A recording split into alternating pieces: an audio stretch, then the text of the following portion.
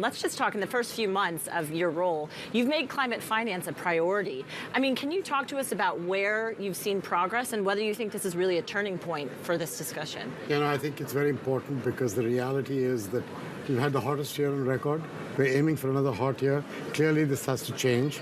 And you can't make climate and fight the climate issue without money coming to work on it.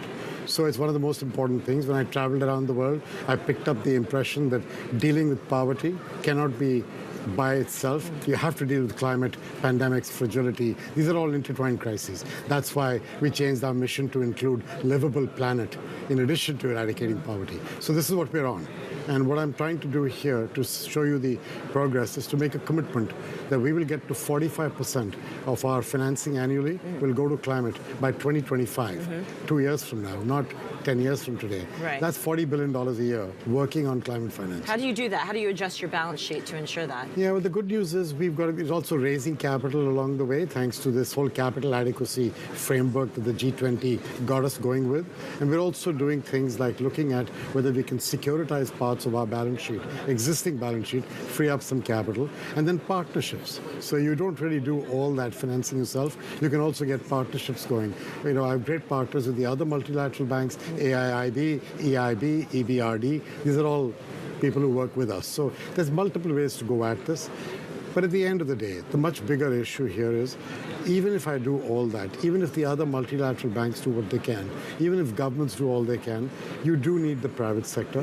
You're going to need their ingenuity and technology and numbers. Right, and that's what you've been spending the past few days talking a lot with the private sector. This is your first COP. Yes. Can you talk to us about, give us a sense of what it's like in the room, where there's consensus and where there's still gaps within the private sector and the collaboration between That's a great question. So the private sector issue is the private sector now knows that solar and wind power per unit is cheaper than fossil fuel. That's proven with scale and technology. They know that it takes longer sometimes as a gestation period, and they know they may have some higher capex up front because they got to build grids, and you can't just build the installed capacity, right? So they understand that. So why is it then that they aren't burning down the doors of countries to go do this? It's for 2 or 3 reasons. One is, does the country have the capacity to absorb this kind of projects coming in? Can they connect the grids up? Can they do all that? Right. But second, and much more critical, is the 2 kinds of risks that private sector investors don't like, which they don't understand. They don't understand political risk, and they don't understand foreign exchange risk in the emerging markets. Now, political risk we can help with. We have this institution called MIGA, our guarantee agency. We've now got approval to use that for every multilateral development bank. They can use our back office to issue guarantees. This does political risk guarantees and then lays them off in the reinsurance market. We need to scale that. It's the FX risk. Yeah. That's the much harder. Well, how do you get around that? Because that's not going away in a lot of emerging markets. So in fact, people keep talking about local currency markets as the way to do it. The reality is developing a local currency market with the right depth and width to be able to do this well can take 5, 10 years. We don't really have 5 or 10 years. Right. So I think we have to find instruments like, could we do some local currency bond issuance that we subsidize the difference in cost through our balance sheet or our concessional financing?